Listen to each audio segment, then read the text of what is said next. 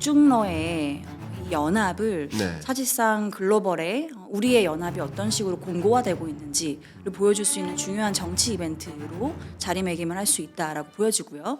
두 번째로는 이 열병식, 이 군사 퍼레이드를 할 때 중국이 지금 가장 몰두하고 있는 게 결국에는 AI잖아요. 네. 이 AI 기술을 어떻게 군사적으로 적용하고 있는지 이것도 미국을 향한 큰 어떤 일격을 가할 수 있는 중요한 이벤트로 활용하기 위한 요 두 가지 정도의 수단을 주요 목적으로 좀 삼고 있는 걸로 보여집니다. 최근에 뭐 주말 사이에도 알리바바 실적 나오고 난리가 났지만 알리바바가 AI 칩을 만든다라고 합니다.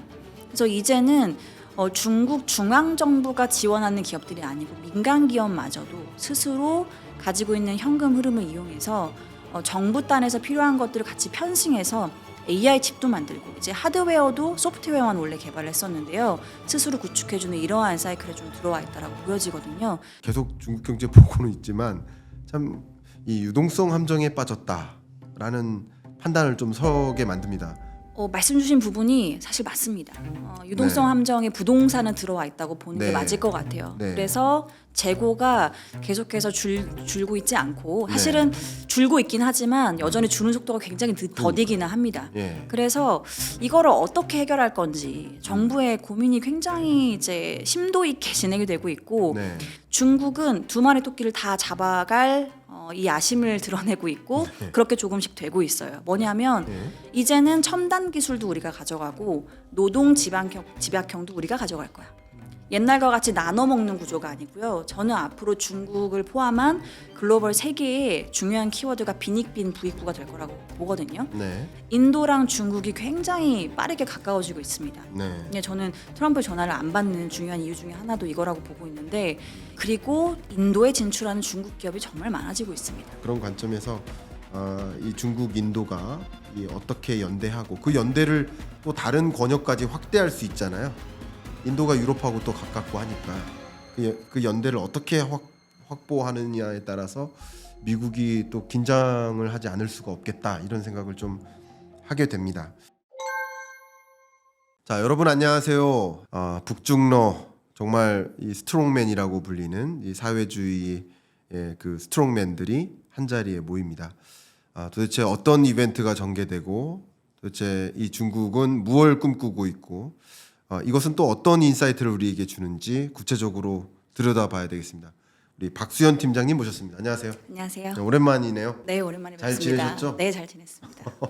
표정을 보면 정말 잘 지내신 것 같아요. 인사만 가볍게 한번 부탁드립니다. 네, 안녕하세요. KB증권 자산배분전략부에서 아시아 시장 담당하고 있는 박수현입니다. 네, 제가 거두절미하고 바로 여쭤보도록 하겠습니다. 이제 9월 3일 전승절. 그냥 가볍게 전승절이란 무엇인지 한번 말씀해 주시면 어떨까요? 먼저. 사실 전승절이 시진핑 주석 이전에는 있었던 행사가 아닙니다. 네. 네, 시진핑 주석이 당선이 되고 나서 이렇게 주석 자리로 올라가고 2013년에 올라가고 15년도에 새롭게 마련된 이벤트로 보시면 돼요. 그 전에는 사실상 전승절이 아니고 국경절. 그러니까 1949년도에 중국 인민공화국이 설립된 거를 기념하는 행사로 원래는 국경절을 10년에 한 번씩 중요한 이러한 군사적인 퍼레이드를 했던 게 과거의 역사적인 전통이었다고 하면 네. 시진핑 주석 이후에 2차 세계대전 때 중국은 이제 그 일본과의 항일 전쟁을 계속 했었죠. 네. 그래서 항일 전쟁의 전승을 기념하는 이벤트로 시진핑 주석이 새롭게 군사 퍼레이드를 하는 행사로 2015년에 만든 겁니다. 네. 네, 그래서 요거는 뭐 매년 사실상 기념은 하지만 이렇게 큰 국가적인 군사적인 이벤트로 격상시킨 건 시진핑 주석이고요. 그래서 역대로 두 번째 개최가 되는 겁니다. 그렇죠. 네, 2015년에 처음 했고 그때 기억하시겠지만 박근혜 전 대통령이 이제 참석을 했었고요. 그리고 10년이 지나서 올해 개최가 된다. 이렇게 보시면 됩니다. 좋습니다.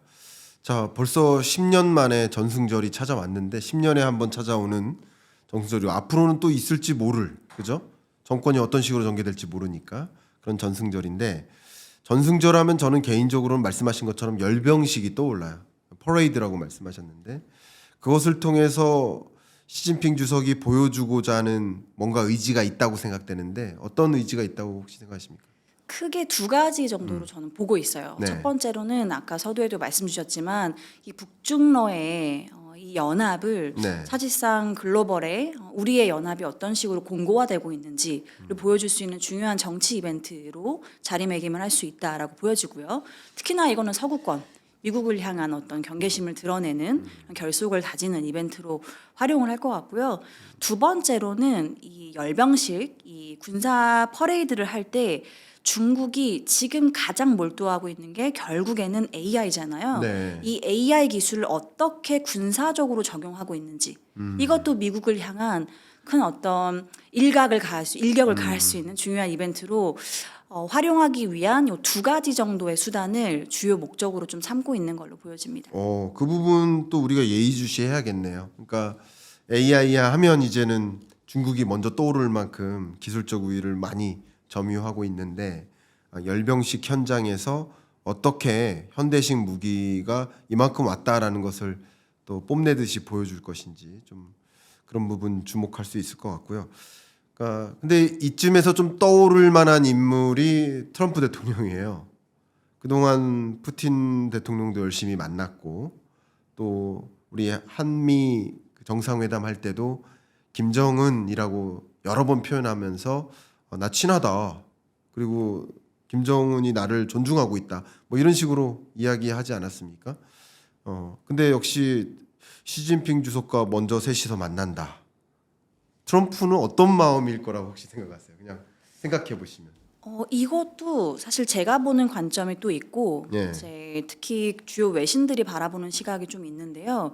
제가 보는 시각에서는 일단은 중국이 북한을 초대를 했고 그리고 북한이 여기에 응한 거고요. 네.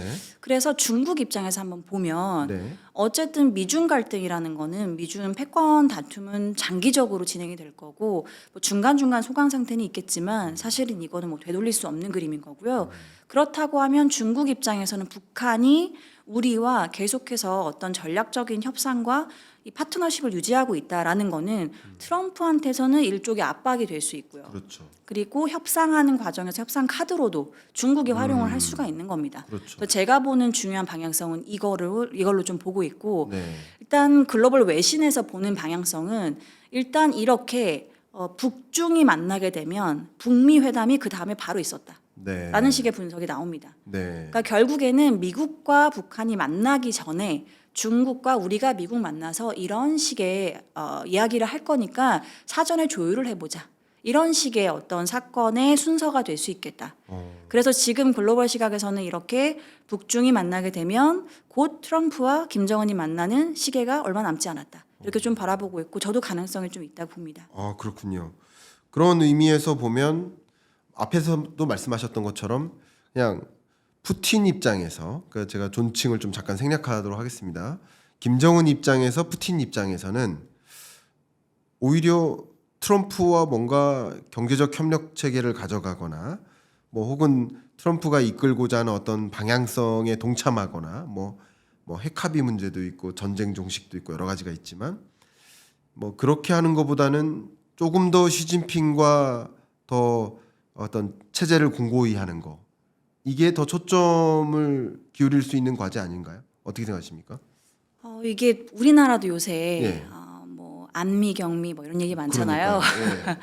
그래서 사실 지금 말씀 주신 두 국가도 이 안보와 경제 측면에서는 어찌 보면 좀 이제는 전략적인 판단을 좀 할 필요는 있는 거죠. 결정을 해야 되는 거죠. 네. 이 두 국가는 전략적으로 안보도 중국과 같이 해왔고요. 그렇죠. 그리고 경제적으로는 원래 중국과 같은 노선을 가다가 미국이 트럼프가 이제 손을 내밀면 좀 응하는 방식을 취해오는 그런 식의 전략을 구사했다고 하면 네. 이제는 중국과 미국이 완전 헤어질 결심을 해야 되는 지점에 점점 가까워지고 있는 거고요.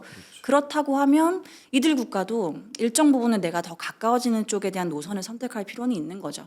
그렇다고 하면 사실은 이거는 뭐 정치적인 거를 다 하나하나 매칭해서 보긴 좀 어렵지만 네. 미국은 정권이 바뀌고요. 중국은 정권이 바뀌지 않죠. 맞죠. 그렇다고 하면 조금 더 안전한 노선은 양쪽 모두 다 안보 경제, 중국과 가까워지는 노선을 선택을 하고 그때그때 미국과 좀 타협을 하고 협상을 하는 그러한 방식을 선택할 가능성이 저는 좀 높다라고 보고요. 그렇다고 하면 전승절이라고 큰 이벤트에 중국과 더 가깝게 우리가 갈 수 있다라는 방향성을 제시하는 게 그들의 안보적인 경제적인 측면에서는 더 필요할 수 있겠다. 물론 트럼프가 손을 내밀면 안 잡을 필요는 없습니다. 그렇지만 조금 더 방향과 무게중심을 생각했을 때는 중국과 어떤 앞으로의 중장기 그림을 그리기에는 어찌 보면 이들 뭐 러시아가 됐든 뭐 북한이 됐든 조금 더 중요하다라고 판단을 할 수는 있을 것 같아요. 아, 말씀 감사합니다.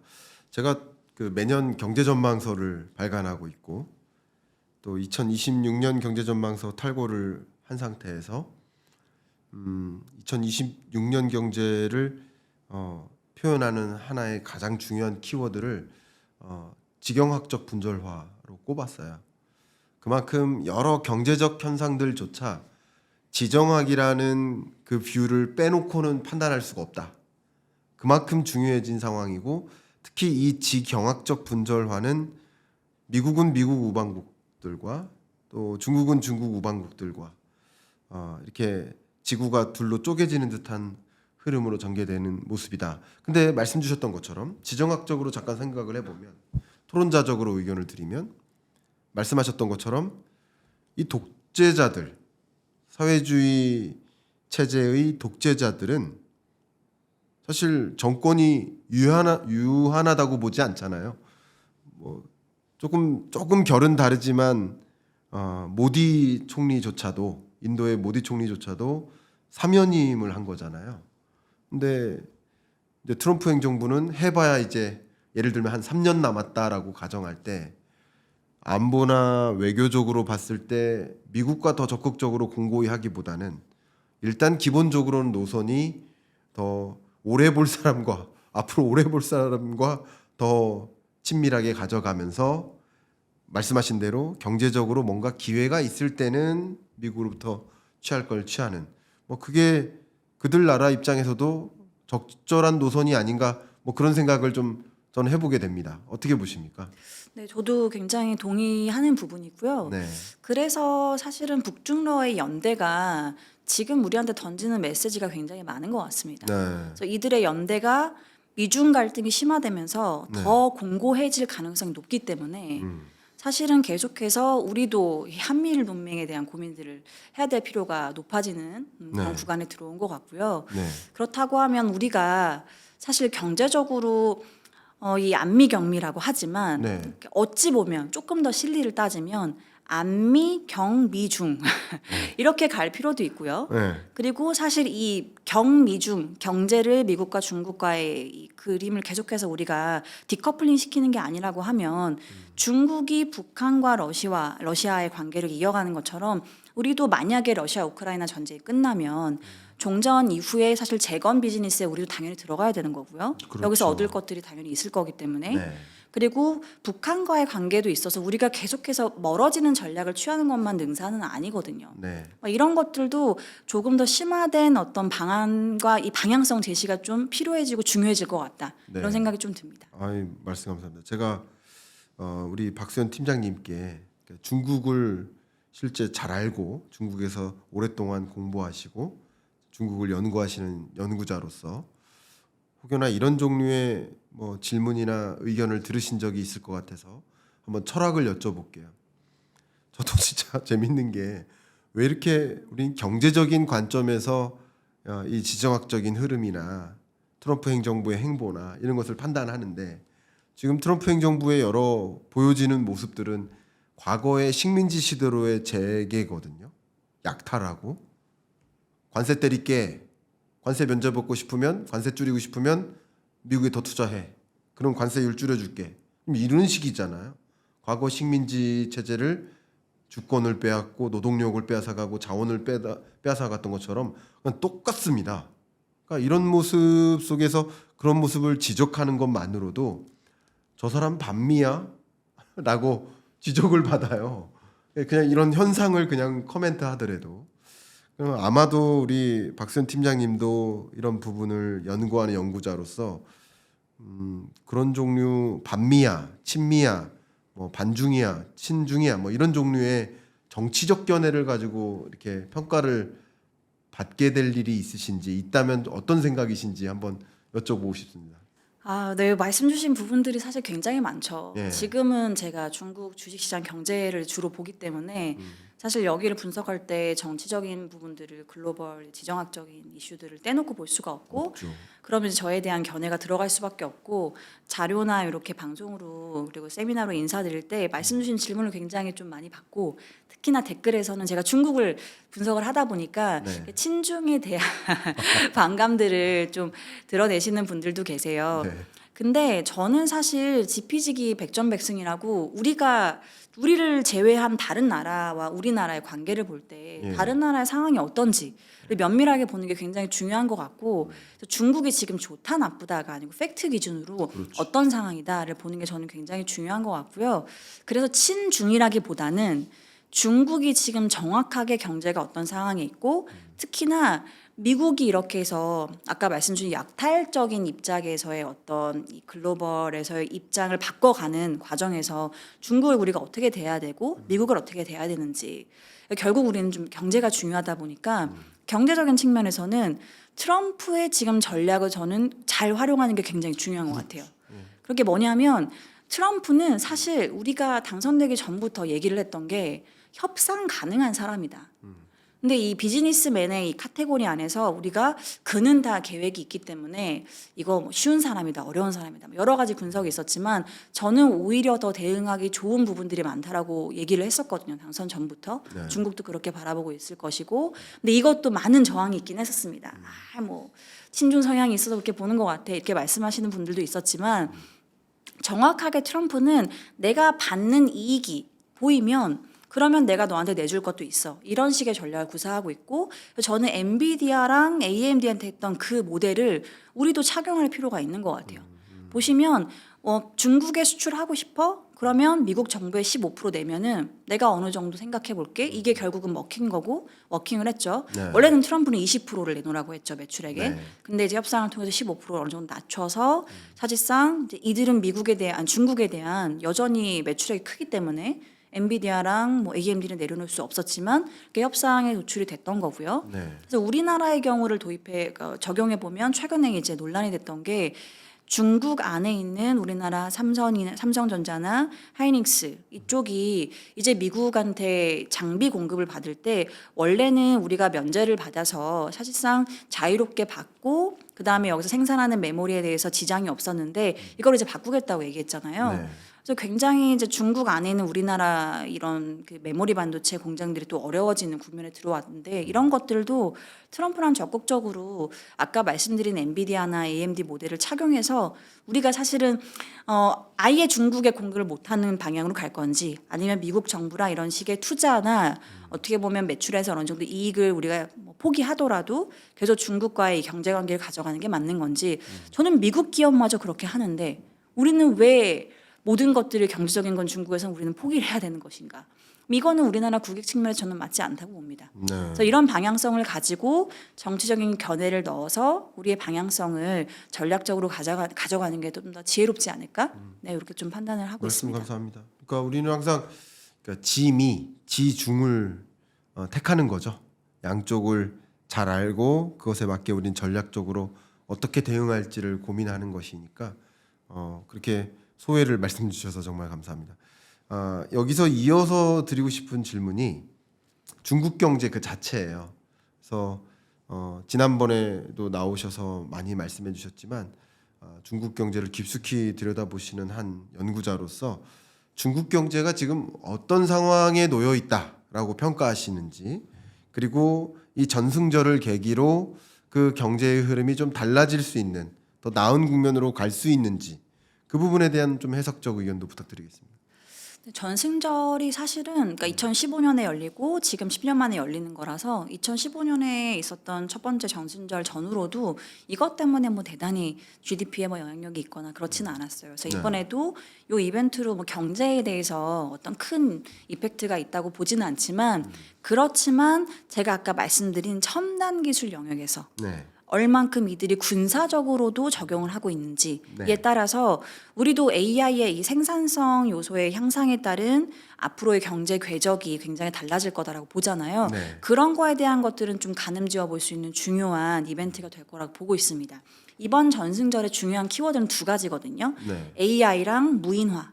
그래서 이번에 나오는 이 열병식에서 나오는 모든 뭐 탱크, 전투기 이런 거 핵심 키워드가 무인화입니다. 네. 네. 무인으로 AI 기술이 들어가서 물론 밑에서 이런 것들을 컨트롤하는 컨트롤 타워는 사람의 역할이 이제 들어가서 인력이 들어가지만 이제는 스스로 AI 소프트웨어가 전투기나 탱크에 들어가서 이들이 전략적인 판단을 하고 그 전투 영역에 들어간다라는 겁니다. 이런 것들을 중국이 얼만큼 보여줄 건지 전력 미사일에도 사실 이런 식의 AI 기술이 도입되는 것들이 보여질 거고요. 네. 그러면 군사적인 영역에서마저 이렇게 사실 실질적인 도입이 들어간다? 그러면 제조 영역은 그리고 더 나아가서는 이제 리테일 영역, 우리의 실제로 이제 사는 우리가 가정 환경 안에서마저 이러한 AI 적용이 얼만큼 될 건지 이런 거에 대한 가늠을 지어볼 수 있는 중요한 계기가 될 거다라고 판단을 좀 하고 있어요.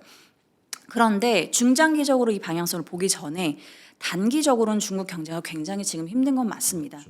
일단은 상반기에는 GDP가 나쁘지 않았어요. 5.4%, 5.2%. 굉장히 서프라이즈 나왔거든요. 네. 1분기. 네. 근데 이거는 뭐였냐면 미중 관세가 계속 엎치락뒤치락 하면서 일단은 중국에서 수출 가져올 수 있는 건 다 미리 가져오자. 선수출이었죠. 네, 다 그런 것들의 기여가 굉장히 높았어요. 그러면 하반기에는 이에 따른 영향이 당연히 줄어들 수밖에 없기 때문에 저는 중국 성장률이 5%를 하반기에는 좀 유지하기는 어려울 것 같고 하반기에는 4.8, 4.7 이 정도로 속도가 좀 둔화될 것 같다라고 보고 있고 특히나 중국 최근에 청년층 실업률이 14%대 보이다가 다시 급등해서 17.8%까지 최근 달에는 올라갔습니다. 네.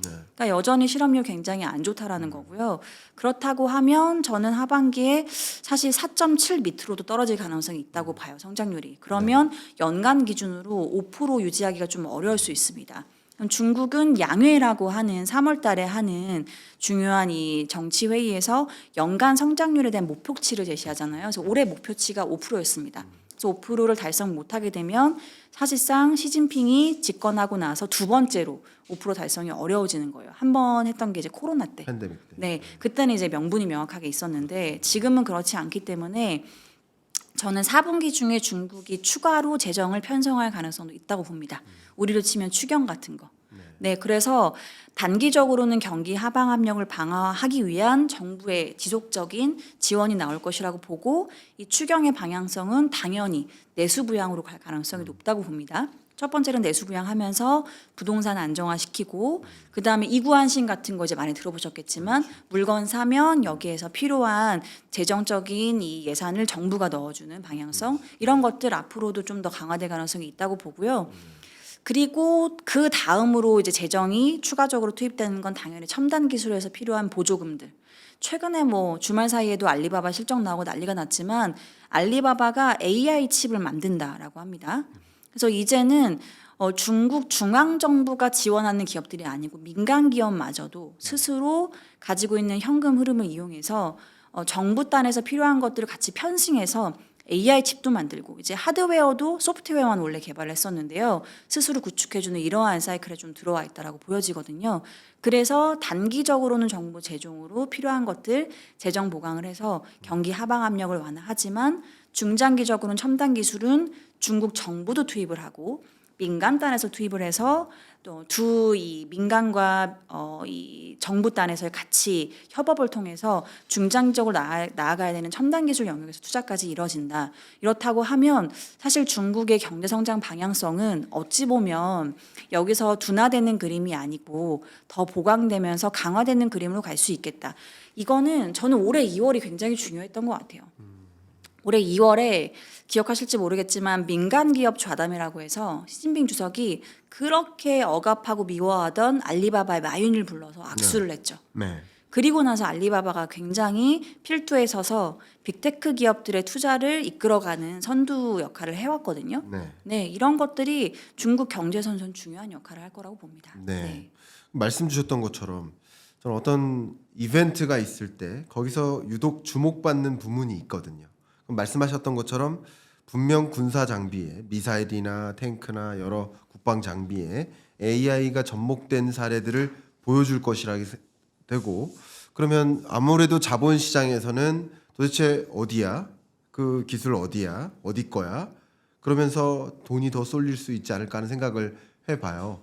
제가 개인적으로 그 한미 정상회담 할 때 제가 개인적으로는 감사하게도 한 방송국에서 실시간 생중계에 참여를 했었어요. 한 3시간 동안 앉아가지고 했었는데 하면서 제가 이제 생방이니까 생각하지 않은 말씀을 많이 드리잖아요.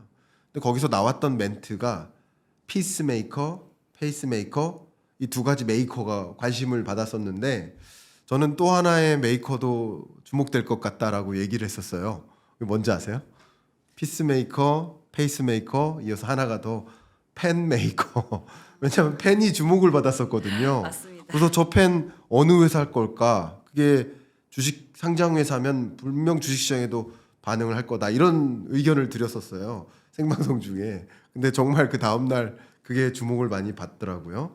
근데 말씀드렸던 것처럼 열병식 현장에서 분명히 중국은 다양한 AI 군사 장비를 보여줄 텐데 알리바바 AI 칩에 좀 관심을 보일 수 있지 않을까, 돈이 그쪽으로 쏠릴 여지가 있지 않을까라는 생각을 좀 해봅니다. 재밌는 생각이죠. 근데 말씀드렸던 것처럼 열병식 현장에서 분명히 중국은 다양한 AI 군사 장비를 보여줄 텐데 알리바바 AI 칩에 좀 관심을 보일 수 있지 않을까, 돈이 그쪽으로 쏠릴 여지가 있지 않을까라는 생각을 좀 해봅니다. 재밌는 생각이죠. 네, 근데 알리바바는 사실은 소프트뱅크의 투자도 받았지만 네, 저는 중국의 소프트뱅크는 알리바바라고 생각을 합니다. 그러니까요. 정말 많은 기업들을 엔젤 투자부터 육성을 해서 가고 있고요. 그래서 중국 그 알리바바 산하에 다모 아카데미라고 하는 이제 자회사가 따로 있는데 네, 여기는 반도체만 집중적으로 설계를 하고 개발을 합니다. 네, 이런 식의 기능들을 알리바바가 굉장히 앞장서서 하고 있고, 네, 이러한 돌파구를 마련해내는 게 사실은 중앙 정부의 어떤 정부단의 개입만 있는 게 아니고 네, 민간 기업마저도 적극적으로 적응을 한다고 한다면 네, 저는 사실 여기서의 어떤 시너지 효과는 굉장히 크게 나타날 수 있다라고 보고요. 그동안 중국을 우리가 부정적으로 바라보고 팬데믹 이후에 우리가 좀 경계했던 이유 중에 하나가 공동부유였잖아요. 아까 중국 경제 방향성 말씀 주셨지만 저는 한 가지 완화, 두 가지 부양 이 세 가지가 중요한 키워드로 보는데 이 완화는 뭐냐면 공동부유 기조가 최근에 정말 많이 완화되고 있습니다.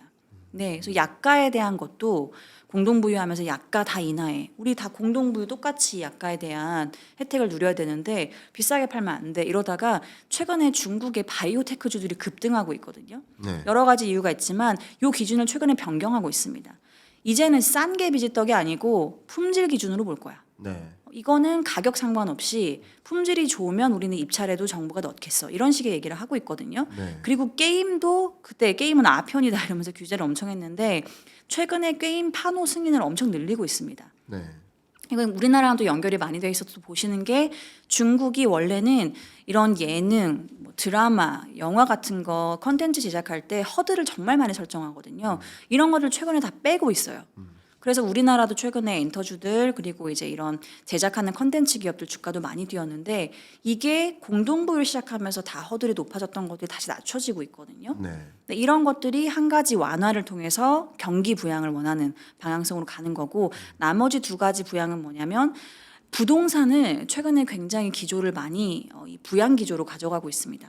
물론 착공은 여전히 경계하고 규제를 하지만 매수 규제는 지금 전면적으로 다 철회를 하고 있습니다. 상하이 같은 경우에 최근에 원래는 상하이 거주하는 거주인들은 그 지역에 호구를 가지고 있으면 도심 지역은 한 채밖에 못 샀거든요. 네. 요거 두 채로 풀고요. 도심이 아닌 외곽 지역은 내가 구매하는 이 가구에 대한 기준을 아예 없애버렸습니다. 네, 이런 식의 방향성을 일관성 있게 유지를 하고 있고 그다음에 우리도 사실 밸류업 프로그램 하지만 중국도 이런 것들 굉장히 강화를 하고 있어요. 네, 배당 성향 끌어올리면 베네핏 주고 그다음에 정부 차원에 있는 이제 증시 안정기금 같은 것들이 꾸준히 CSI 300 같은 대표 지수를 삽니다.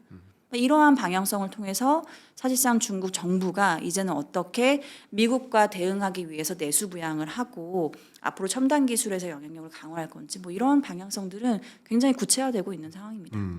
말씀 주시는 중에 이제 중국 거시경제 펀더멘탈 말씀이 잠깐 나왔고 특히 부동산 시장 부분도 말씀 나와서 그 해당 부분에 대한 또 추가적인 질문 좀 드려볼게요. 일단 중국이 저도 이제 계속 중국 경제 보고는 있지만 참 이 유동성 함정에 빠졌다라는 판단을 좀 서게 만듭니다. 물론 많은 분들은 어쩌면 미국을 위협하고 유럽을 위협하는 뭐 주력 산업들에 좀 집중을 한다면 중국 경제 아무 문제 없어 이렇게 보일 수도 있어요. 뭐 신경제를 본다면.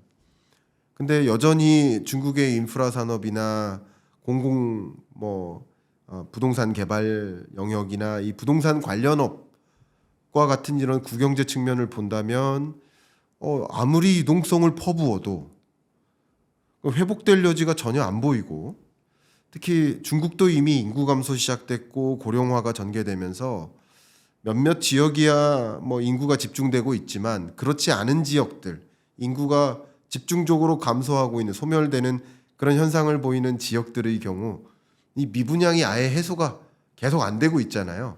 그러니까 이런 것을 한마디로 유동성을 퍼부어도 회복되지 않는 국면, 유동성 함정이라고 평가를 해보고 싶거든요. 그러니까 저는 먼저 그렇게 평가적 의견을 드리는데 부동산 시장을 놓고 봤을 때 어떻게 보십니까? 반문하셔도 좋겠습니다. 다른 의견도 좋습니다. 말씀 주신 부분이 사실 맞습니다. 유동성 네. 함정에 부동산은 들어와 있다고 보는 네. 게 맞을 것 같아요. 네. 그래서 재고가 계속해서 줄고 있지 않고 사실은 줄고 있긴 하지만 여전히 주는 속도가 굉장히 더디기는 합니다. 예. 그래서 이거를 어떻게 해결할 건지 정부의 고민이 굉장히 이제 심도 있게 진행이 되고 있고 네. 이건 정말 아이러니하게도 중국 정부는 여전히 공급과 착공을 늘려서 옛날의 사이클로 가져가지 않겠다라고 판단을 하고 있기 때문에 네. 이건 아이러니한 건 아니죠. 이제 맞는 방향인 거죠. 예. 그래서 착공과 공급은 줄이고 기존에 있는 재고를 줄이기 위해서는 수요 단에서 얼만큼 이 소비자 단에서의 이 가계 단의 경기를 좋아지게 해줄 건지 이 고민을 해야 되는 건데 네. 이거는 모든 국가가 하고 싶은데 사실 굉장히 어려운 부분이죠. 어렵죠. 장기간 진행되는데 이게 참 제조업과도 밀접하게 저는 움직인다고 봅니다. 그렇겠네요. 이게 뭐냐면 예. 제가 보는 중요한 중국의 경제 방향성 중에 하나인데요. 예. 글로벌 경제에서 우리가 사실 여러 가지 역사적인 측면을 우리가 바라보면 네. 이런 거였잖아요. 하나의 국가가 이 후진국에서 개발도상국에서 선진국으로 가는 이 과정에서 제조업 전개는 통상 노동 집약형에서 시작을 해서 그 다음에 첨단 기술을 나아가기 위한 기술들을 확보해서 선진국들은 제조업이 아니라 서비스업을 가면서 이 기술에서의 첨단 기술의 이 피라미드 꼭대기를 가져가잖아요. 네. 중요한 기술을 가지고 밑에 있는 하위의 노동 집약형의 이런 것들은 이런 후진국들이 가져가는 이러한 구도를 가져갔잖아요. 네. 저는 이게 이제 완전히 바뀔 거라고 봅니다.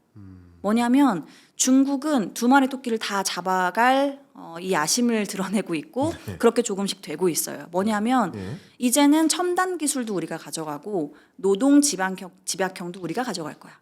옛날과 같이 나눠 먹는 구조가 아니고요. 저는 앞으로 중국을 포함한 글로벌 세계의 중요한 키워드가 빈익빈 부익부가 될 거라고 보거든요. 네. 미국도 이걸 간파하고 있어서 제조업을 다 끌어들이려고 하는 것 같아요. 네. 뭐냐면 이거를 구현할 수 있게끔 하는 중요한 티핑 포인트가 뭐였냐면 AI고 휴머노이드입니다. 그러니까 중국은 인구 감소, 노령화 말씀 주신 이 문제에 지금 이미 직면을 하고 있고 네.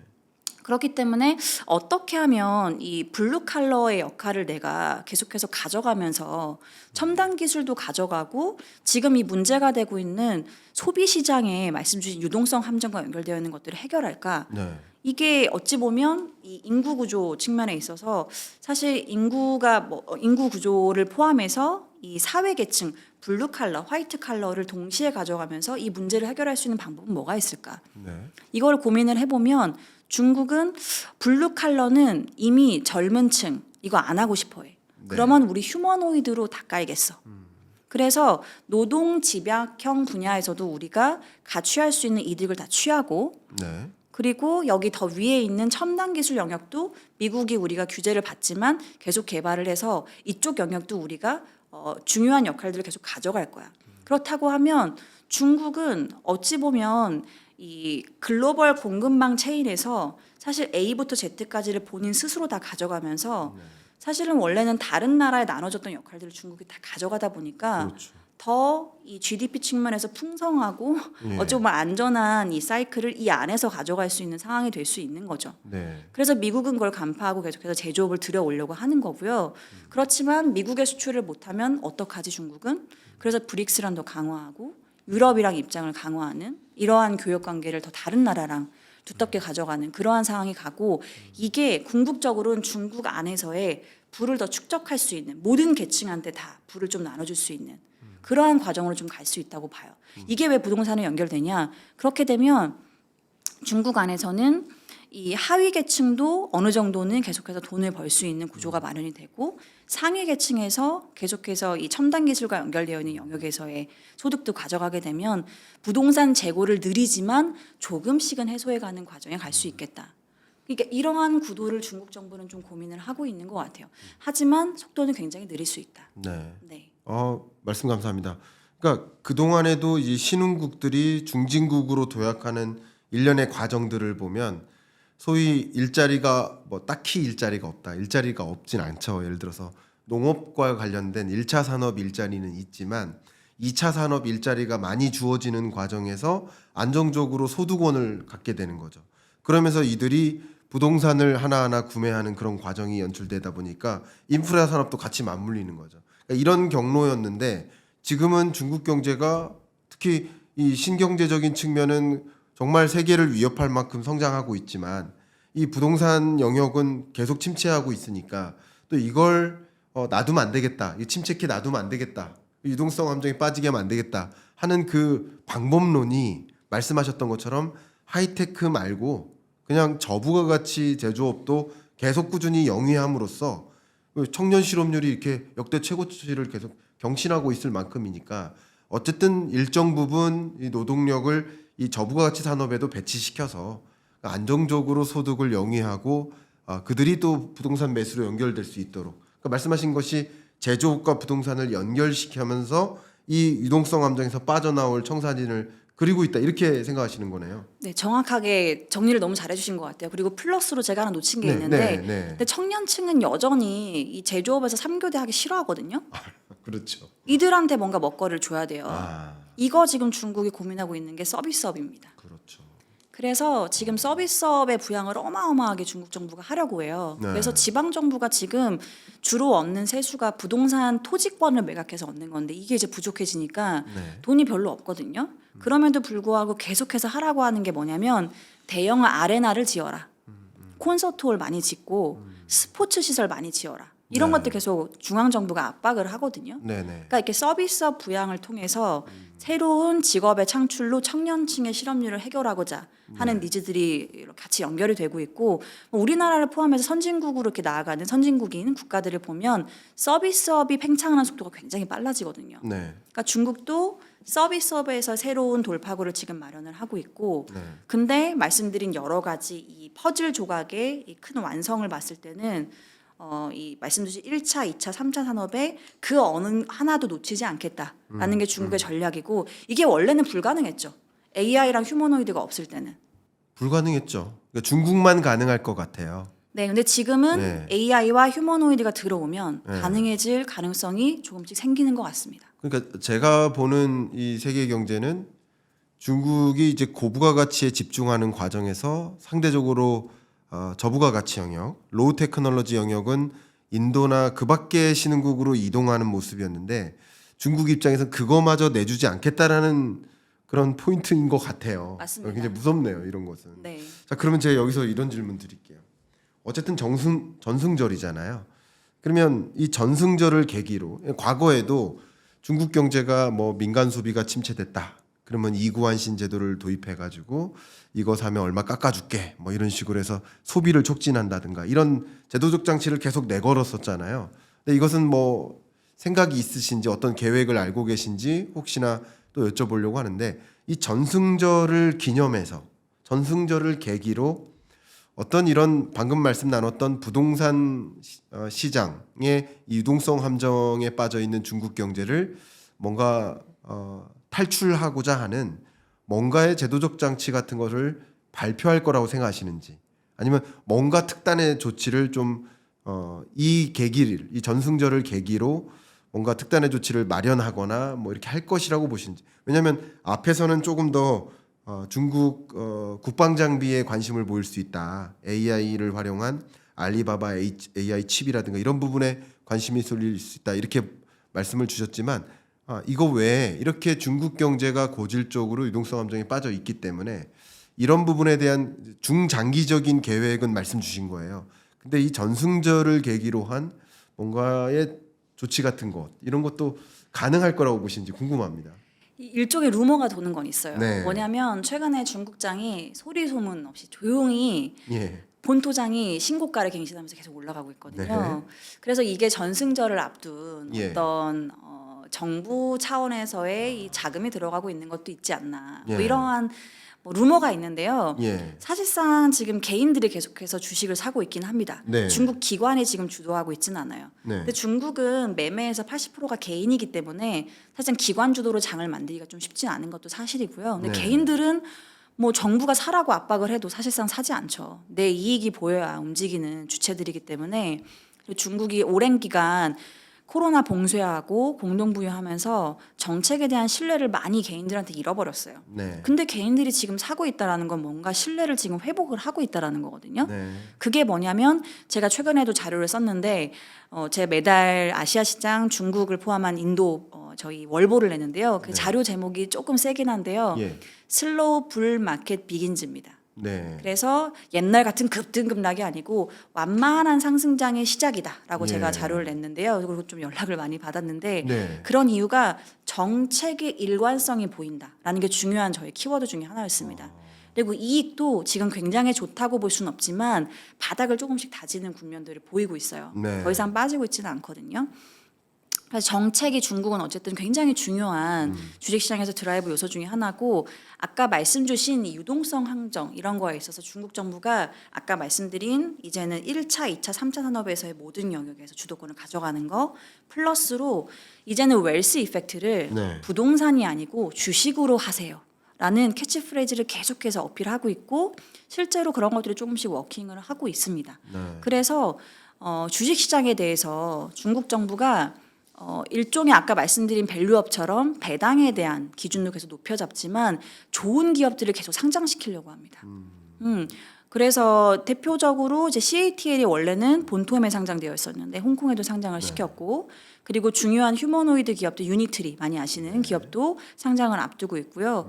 그리고 AI 칩을 만드는 3대장이 있는데요. 아까 말씀드린 이제 알리바바도 있지만 비런테크라고 하는 기업이 있습니다. 네. 여기 상장하면 저는 좀 대단할 거라고 보는데 네. 이것도 조만간 상장을 앞두고 있거든요. 그러니까 좋은 기업들을 상장해서 리테일에서 투자할 수 있게끔 하고 그다음에 정부 차원의 증시 안정기금도 계속해서 ETF를 사고요. 네. 그럼 밑을 받쳐주고 좋은 기업들이 올라가면서 이익이 올라가게 되면 이런 것들은 주식에 대한 부양 가능성을 좀 높게 가져갈 수 있는 지속 가능한 모델을 만들어낼 수 있죠. 네. 그리고 딥시크 이후로 AI에 대한 중국의 어떤 기술력의 자신감은 굉장히 커졌고 이거는 중국 안에서는 뭐 너무나 공감대가 잘 형성이 되고 있습니다. 네. 정말 중국으로 돈의 쏠림이 이어질 것으로 보여지는 아까 말씀 주셨던 정책 기조의 일관성 이건 굉장히 중요하거든요. 특히 중국과 같은 이제 독재 정권의 경우에는 정책의 일관성을 가져가기가 어려운 구조거든요. 왜냐하면 포퓰리즘적으로 단기적인 성과를 내느라 집중하다 보면 중장기적인 어떤 그림을 포기할 때가 많은데 정책적으로 중장기적인 로드맵을 설계하고 일관성이 있고 그리고 말씀하신 것처럼 기업들도 계속 상장시키고 개인들도 계속 매력적이게 만들면서 정부는 계속 비중을 늘려나가면 이러다가 걱정되는 것은 또 우리 장이에요. 국장이요, 국장. 미국 주식시장 관심이 생기고 중국 주식시장 관심 생기고 그런 와중에 우리나라는 정말 코스피 5천 이룰 수 있을까 이런 또 걱정도 굉장히 많이 되는데 그럼 어쨌든 전승절을 계기로 뭔가의 주식시장이나 부동산 시장에 있어서의 반전 카드를 꺼내들 수 있겠다.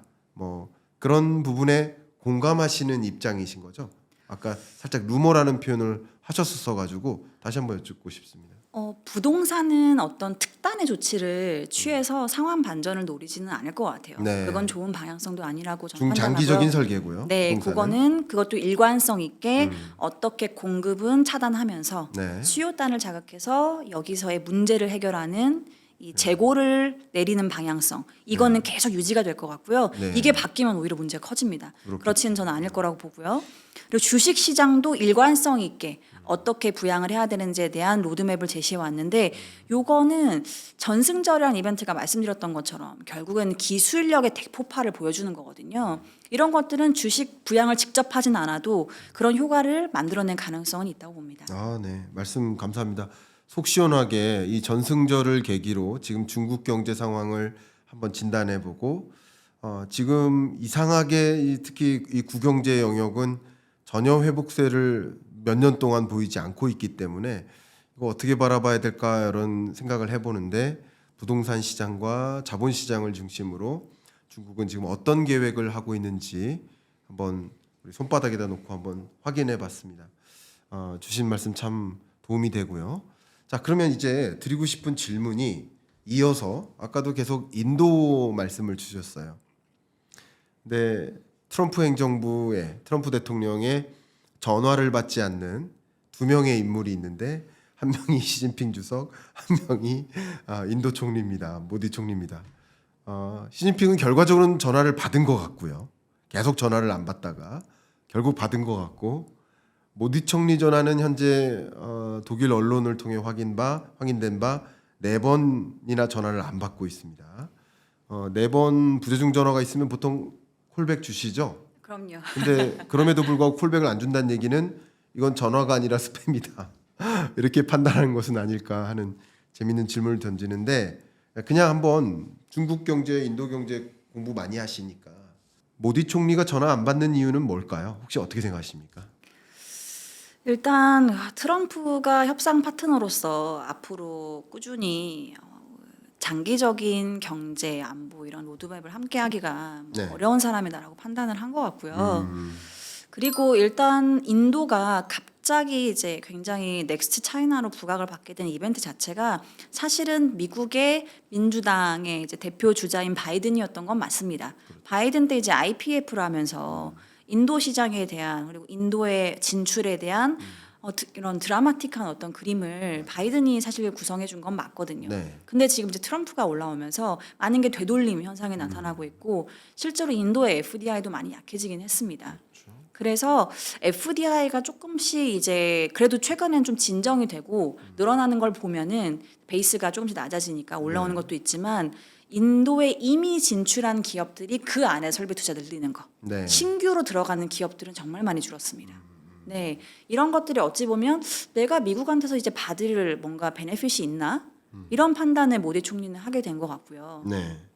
그렇다고 하면 내가 앞으로 넥스트 차이나로서 참 이것도 아이러니하지만 내가 누구한테 기술적인 이 제안을 그리고 기술적인 도움을 받고 내가 그 다음 스텝을 준비하는데 가장 큰 도움을 줄 수 있는 게 누가 있을까? 넥스트 차이나니까 전에 차이나가 어떻게 했는지를 보고 차이나한테 받아와야 되니까 이쪽이 갖고 있는 걸 내가 그대로 옮겨받으면 좋겠는데 그리고 마침 중국도 미국과 갈등을 겪으면서 사실 다른 나라들이랑 협업하는 게 너무 중요해졌죠. 그래서 인도랑 중국이 굉장히 빠르게 가까워지고 있습니다. 네. 저는 트럼프의 전화를 안 받는 중요한 이유 중에 하나도 이거라고 보고 있는데 인도랑 중국이 놀랍게도 코로나 이후에 비자를 안 풀었었습니다. 네. 근데 비자를 5년 만에 최근에 풀었어요. 지난달에. 그리고 이제 서로 상호간에 직항편도 다 사실 막혀 있었거든요. 그것도 네. 최근에 다시 직항을 이제 재개하기로 얘기가 나오고 이제 확정이 됐습니다. 그러니까 이런 걸 봐도 이제 인적 교류를 그동안 최대한 자제했던 건데 이제는 인적 교류도 늘리고 그리고 인도에 진출하는 중국 기업이 정말 많아지고 있습니다. 원래는 인도가 외국 기업이 인도에 들어올 때 JV 설립을 하잖아요. 그럼 지분 제한을 어느 정도는 하죠. 지분 투자를 이거를 중국을 제외한 다른 나라들은 대부분 풀어주다가 중국만 막아놨었거든요. 중국 너네는 JV로 들어올 때 지분 49% 이상 들어오는 건 좀 별로야 안 되겠어. 이랬었는데 이것도 지금 다 풀고 있습니다. 그리고 특히나 인도가 굉장히 중요하게 생각하는 친환경 영역마저도 원래는 좀 강경하다가 이것마저 중국 기업이 들어오면 이제 지분 받겠다 이런 식의 스탠스를 바꿔가고 있거든요. 네. 그러니까 그만큼 어찌 보면 중국을 대체해서 인도가 커지고 싶다고 한다면 중국의 도움이 굉장히 절실히 필요한 겁니다. 네, 지금 인도에서 가져오고자 하는 많은 영역들 중에 하나가 특히나 반도체는 범용 반도체 단에서 역할들을 가져오려고 하거든요. 그러니까 레거시 반도체, 그 다음에 노동 집약형 이런 산업들은 사실 중국에서 여러 가지 장비와 소재들을 사실 들여와야 됩니다. 네. 그렇기 때문에 중국과 오히려 단절되고 분절되면 인도가 다음 단계를 가는 게 굉장히 어려워져요. 네. 그러니까 이거를 잘 인지하고 있었는데 사실 바이든이 여러 가지 지원을 해주면서 이런 것들을 조금 거리를 뒀었는데 이제는 굳이 그럴 필요가 없는 거죠. 말씀 감사합니다. 그러니까 기본적으로 이제 지정학적 결을 좀 들여다보면 특히 트럼프 행정부가 이렇게 자국 우선주의적으로 행보를 강하게 드라이브를 걸다 보니까 오히려 나머지 강대국들이 더 단단해지고 있는 거죠. 브릭스 체계가 공고화되고 있고 그런 과정에서 또 중국은 이 전승절을 활용해서 북중러 회담을 또 만들고 있고 중국과 인도가 이렇게 강하게 긴밀하게 연대하고 있는 모습인데 또 전승절에도 이제 모디 총리가 참석을 하면 이제 북중러 간의 회담도 있겠지만 중국 인도가 모여서 무슨 얘기를 할까 이게 관심이거든요. 근데 중국과 인도가 공통점이 하나 있는 것이 러시아와 연대한 거거든요. 이 러시아와 연대하는 것은 서방 강국들이 러시아에 대해서 경제 제재를 가하면서 러시아산 원유 쓰지 말라고 그렇게 강조했는데 러시아는 중국과 인도로부터 원유를 꾸준히 공급해주면서 그것에 대한 대가로 돈줄이 된 거잖아요. 전비를 마련해 준 거잖아요. 그러니까 러시아 입장에서는 전쟁을 지속할 수 있게 된 배경이었죠. 그럼 이렇게 본다면 트럼프 행정부 입장에서는 러시아가 전쟁 끝내달라고 이렇게 얘기하고 당선되기 전부터 24시간 내 전쟁 마치겠다고 이렇게 얘기했으면 러시아가 어느 정도 내 말을 좀 들어줘야 되는데 내 말을 안 듣는 이유가 중국과 인도가 배경에 있는 거예요. 중국과 인도가 또 터키까지 원유를 사주지 않으면 러시아는 전쟁을 지금까지 지속할 수도 없는 거잖아요. 그런 의미에서 북중러가 전승절에 모이는 것도 의미가 있지만 인도와 중국이 또 만나서 분명히 세계 최대 지금 상호 관세율, 보복 관세율을 부과받는 게 인도와 중국인데 지금 둘이 분명히 뭔가 얘기를 하지 않을까요? 특히 이 트럼프 행정부의 어떤 행방에 대해서. 그럼요. 인도는 사실 미국에 대해서 관세율이 확정이 됐죠. 50%로. 네. 굉장히 높게 확정이 됐기 때문에 인도 경기 하방 압력이 사실은 좀 커질 수 있다라고 네. 저도 보고 있고요.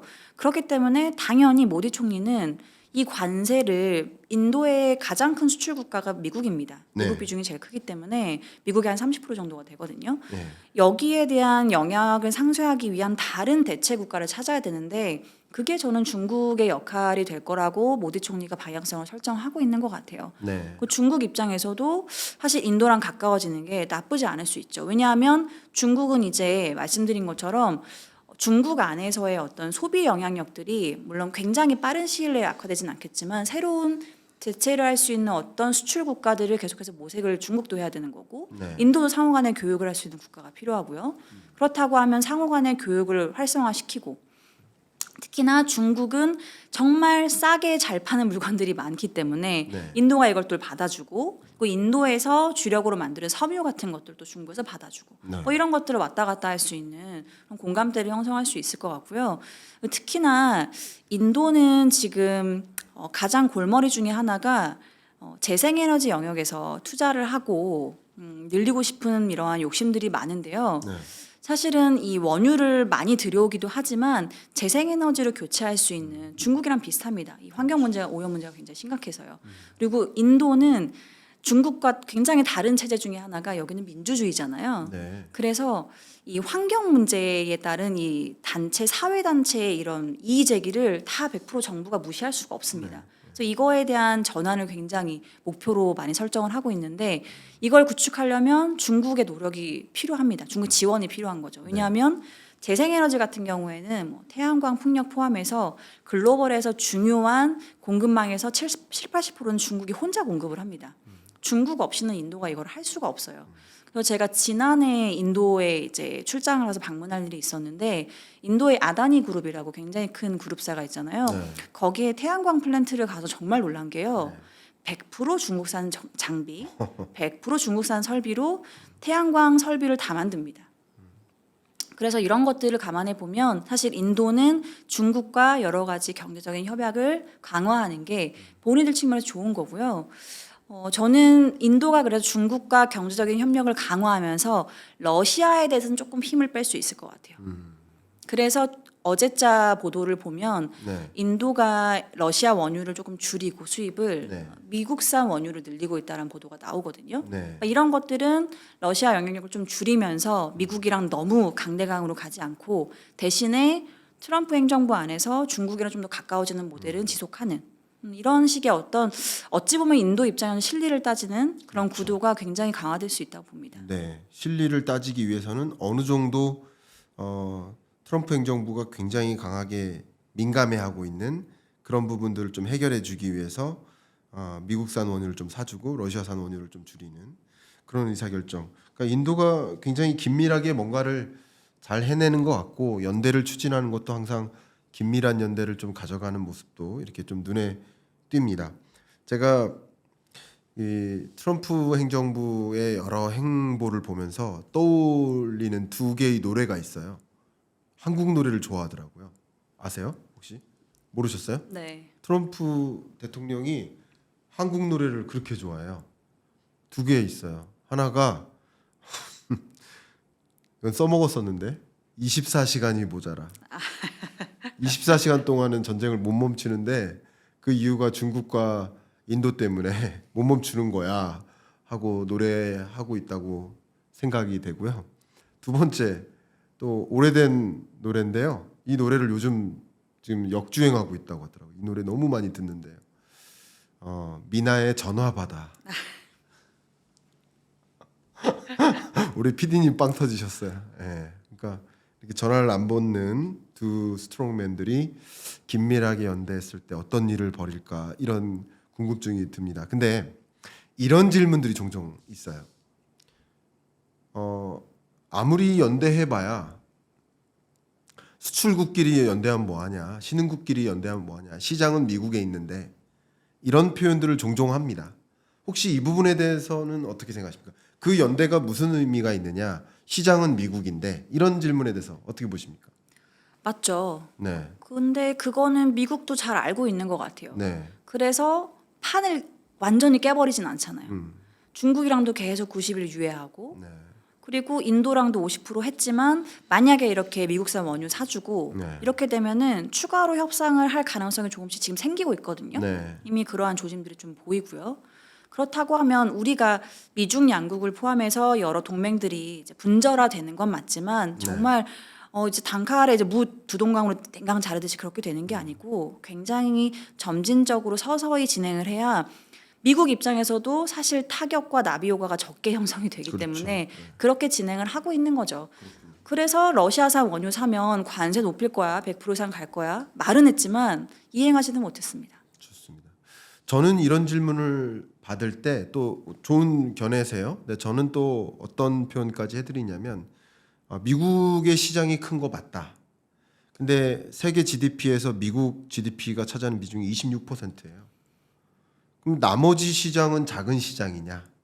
이런 관점에서 또 말씀을 드리고 싶고 소비력만을 봐도 이제 이 GDP 안에는 무역도 들어가고 소비, 투자, 정부 지출이 다 들어가지만 나머지 74%에 달하는 세계 시장은 아무것도 없는 시장은 아니다. 요 얘기를 해드리고 미국이 독야청청 이렇게 으름장을 내걸고 막 드라이브를 걸는 행방 속에 나머지 76%에 달하는 나머지 국가들끼리 더 연대를 강화하면 해결책을 미국도 잃는 게 있고 중국, 인도도 잃는 게 있겠지만 물론 잃는 게 둘 다 있겠지만 누가 더 많이 잃을까를 놓고 봤을 땐 꼭 이 중국, 인도가 더 많이 잃는 것만은 아니다라는 생각도 한 가지 하고요.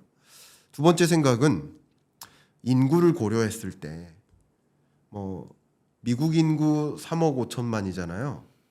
근데 중국, 인도 인구 합쳐서 상위 10%만, 고소득층 상위 10%만 해도 3억 5천만 아닙니까? 그렇잖아요. 그러니까 정말 부자 10%만 나열해도 시장이 없다라고 말할 수 없다. 역시 좀 그렇게 주장을 합니다. 인구를 고려했을 때 상위 10%만 소비하는 게 아니죠. 물론 상위 한 30에서 35%까지는 미국 소비자만큼의 소비를 하고 있거든요. 근데 그렇게 가정했을 때 중국, 인도가 소비 시장으로서 의미가 없는 건 또 아니다. 어떻게 보시면 저는 이런 주장을 하는데. 네, 너무 중요한 부분을 좀 말씀 주신 것 같아요. 네. 저도 정말 100% 공감하고 특히나 구매력 기준으로 PPP로 보면 네. 중국이 미국을 이미 추월해서 가고 그럼요. 있거든요. 예, 그래서 소비 시장으로서는 어찌 보면 중국의 역할이 더 강화되고 있는 거고 그렇죠. 그래서 엔비디아랑 AMD도 굳이 트럼프를 설득해서 중국에 우리 납품을 안 하면 큰일 난다. 이런 식의 전략을 취하고 있는 거고요. 그리고 말씀 주신 그 글로벌에서 GDP 비중으로 보면 사실 미국만큼 중요한 게 또 EU죠. 유로 지역 굉장히 중요하고요. 그럼요. 예. 그래서 중국이 또 유럽과 여러 가지 협업을 하기 위한 노력들을 하고 있는 상황이고 중국의 미국 수출이 줄어들면서 이걸 계속 메이크업 해주고 있는 게 사실 유로존이긴 합니다. 그럼요.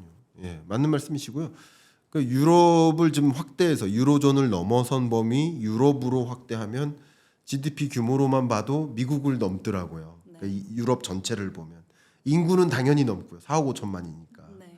그러니까 그런 면에서 봤을 때 미국이 이렇게 내가 시장을 갖고 있어, 그러니까 나한테 복종해 하면서 관세 전쟁하고 무역 전쟁하면 미국이 더 손해가 아닌가 하는 생각도 저는 많이 합니다. 그런 관점에서 이 중국, 인도가 이 어떻게 연대하고 그 연대를 또 다른 권역까지 확대할 수 있잖아요. 인도가 유럽하고 또 가깝고 하니까 그 연대를 어떻게 확보하느냐에 따라서 미국이 또 긴장을 하지 않을 수가 없겠다 이런 생각을 좀 하게 됩니다. 그러면 이제 인도 이야기까지 했으니까 어쨌든 전승절이라는 이 중요한 정치적 이벤트를 앞에다 두고 한국은 이제 중국 시장 진출 또 인도 시장 진출 그러니까 반중 뭐 친미 뭐 이런 게 아니라 그냥 정치적인 게 아니라 실리는 실리대로 취해야 되니까 중국 시장과 인도 시장을 우리는 끊임없이 경제적인 편익을 누리기 위해서 계속 주시를 해야 되는데 우리는 이런 상황 하에서 기업들이 어떻게 해야 된다고 보시는지 또 정부는 이럴 때 우리 기업들이 실리를 갖도록 어떻게 정책적 지원을 해줘야 된다고 보시는지 그 부분 한번 궁금합니다. 네, 뭐 아까 서두에서 조금 말씀 나눴던 내용이 같이 좀 나올 것 같기는 한데요. 네, 일단은 그러니까 너무 노선을 하나로만 잡아서 우리가 가는 거는 오히려 실리를 따지는 데는 조금 문제가 될 수는 있겠다. 그래서 어찌 보면 우리가 중국, 인도에서 취할 수 있는 경제적인 이익들은 누리는 방향으로 계속해서 좀 지원을 해줄 필요는 좀 있지 않을까라는 생각이 들고요. 네, 그래서 사실은 중국에 있는 우리 메모리 반도체들도 중국에 공급을 하는 게 미국의 저항 때문에 어려울 수 있지만 이걸 네. 적극적으로 정부 차원에서 풀어서 우리가 미국이 원하는 거 트럼프가 원하는 거죠. 사실은 미국이 원한다고 지금 보기엔 좀 애매할 것 같고요. 트럼프가 원하는 건 그럼 미국에 투자 더 많이 하고 네. 아니면 우리 정부에 직접적으로 이익에 얼마를 주던지 뭐 이런 식의 구조를 저는 사실 협상 카드로서 활용할 수 있다고 봅니다. 그럼에도 불구하고 사실 엔비디아, AMD도 우리가 계속 중국에서 영향력을 잃어버릴수록 국사나 중국 안에 자국 제품으로 대체되는 게 더 빨라질 텐데 그러면 우리의 영향력이 더 빠르게 약화되는 거다. 네. 사실 저는 우리도 여기에 같은 카테고리에 들어와 있다고 생각이 들거든요. 물론 이제 자동차, 전기차, 화장품 이런 것들은 옛날만큼의 우리가 영광을 누리긴 쉽지 않을 것 같아요. 중국 기업들의 영향력들이 워낙 올라와서 근데 사실 반도체 영역에서 메모리는 여전히 중국의 HBM은 상당히 어렵습니다. 물론 CXMT나 뭐 이런 메모리 기업들이 상장도 하고 기술적인 어떤 돌파구도 마련하고 있다곤 하지만 그 기술 격차를 우리가 계속 꾸준히 유지하고 있기 때문에 이러한 관점에서는 우리가 오히려 공급을 해서 그들이 개발을 하는 그 필요성 자체를 낮추는 게 우리한테는 리스크를 다 낮추는 요인이 될 수 있다고 보거든요. 그래서 저는 미국도 그렇게 하는데 왜 우리는 그렇게 하면 안 되는지에 대한 사실 이거는 논리적으로 충분히 타당성이 있기 때문에 저는 그렇게 해서 중국에 대한 우리의 메모리의 영향력들을 계속해서 강화하는 방향성이 맞지 않을까 이렇게 생각을 좀 하고 있고 인도 같은 경우에는 사실 이게 좀 대치되는 점이 있는데요. 인도는 중국이 적극적으로 진출하고 있기 때문에 타깃 설정을 정말 잘해야 될 것 같습니다. 그러니까 정말 저가 라인에서 그들과 경쟁하는 거는 저는 좀 무의미할 것 같고요. 그거는 또 중국에서도 화두인 출혈 경쟁이 될 것 같다는 생각이 들고 어떻게 말씀 주셨던 이 위에 있는 상위 계층에서 고임금자들 이쪽 타깃으로 해서 우리가 중요한 상품에서 기업들이 라인업들을 가져갈 건지 이러한 판단이 필요한 것 같고 제가 알기로는 현대차도 인도에서는 중저가 라인업보다는 중고가 라인업들에 좀 많이 포진이 되어 있거든요. 이거는 저는 좋은 전략을 구사하시는 거라고 봐요. 그런 식의 타겟팅화, 중국과는 차별화, 그리고 어떻게 하면 이제 현지에 대한 이 로컬라이제이션을 잘 할 수 있는지 이런 것들이 인도 시장에서 좀 필요할 것 같습니다. 네. 참 이 지정학적으로 그 혼돈이 전개되고 있는 이런 상황 속에서 우리 국가가 우리 또 경제 주체인 기업이 이렇다 할 성과를 좀 내기 위해서 오히려 미국과의 협상력을 높이기 위해서는 또 중국, 인도 시장을 놓치면 안 된다라는 인사이트와 그런 면에서 우리는 또 어떤 식으로 대응을 해야 될지 큰 틀에서 의견을 주셔서 너무 유익했습니다. 이 전승절을 맞이해서 우리 박수현 팀장님하고 깊이 있는 이 토론을 좀 진행해 봤는데요.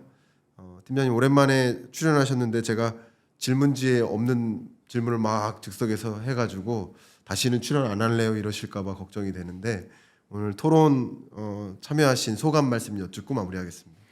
근데 늘 그러셨었기 때문에 네 오늘 굉장히 당황하지는 않았습니다. 그렇습니까? 네, 예. 근데 오히려 그 찾아뵙고 이렇게 경일남 나오면 저도 질문을 통해서 다시 생각하고 배우는 것들이 많아서 굉장히 유익하고 저도 굉장히 감사드리고요. 그래서 다음에도 초대해 주시면 네 잘 진행을 하도록 하겠습니다. 감사합니다. 우리 시청자 여러분들도 박수현 팀장님과의 토론을 통해서 다양한 각도로 이 지정학적 이 세계 경제의 움직임 어떻게 전개되는지 파악하시는데 큰 도움이 되셨을 거라고 믿고 이상 토론 마무리하겠습니다. 감사합니다. 감사합니다. 네.